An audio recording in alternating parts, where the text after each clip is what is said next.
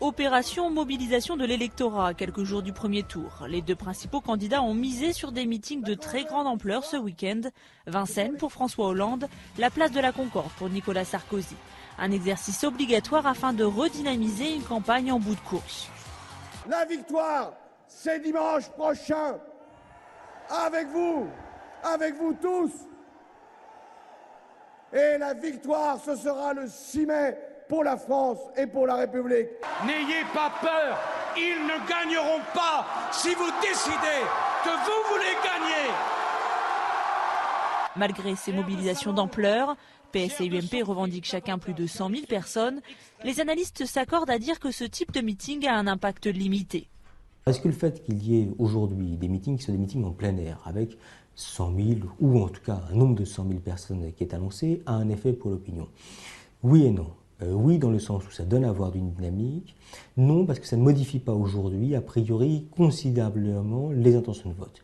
Des intentions de vote qui placent toujours Nicolas Sarkozy et François Hollande autour de 27 à 28% des voix au premier tour, loin devant Marine Le Pen, créditée d'environ 16%, et de Jean-Luc Mélenchon, autour de 13%. Deux candidats qui veulent encore croire qu'ils peuvent inverser la tendance dans ces derniers jours de campagne. Ça se voit. Nous écrivons une page de l'histoire de la gauche. Nous sommes la renaissance de cette gauche. La France, elle est là, elle dit rien, elle manifeste pas, voyez-vous, mais elle va s'exprimer dimanche. Sûrement, on va s'exprimer dimanche. Oui, je suis confiante. Oui. Reste l'abstention. Selon les dernières enquêtes d'opinion, plus d'un quart des Français pourraient ne pas aller voter. Bien plus donc qu'en 2007 où l'abstention avait reculé à 16% suite au traumatisme de 2002. Aujourd'hui, nous sommes dans une situation qui est une situation différente. Elle est doublement différente. D'une part, parce que la campagne n'enthousiasme pas. D'autre part, parce que les perspectives n'apparaissent pas comme étant véritablement réjouissantes.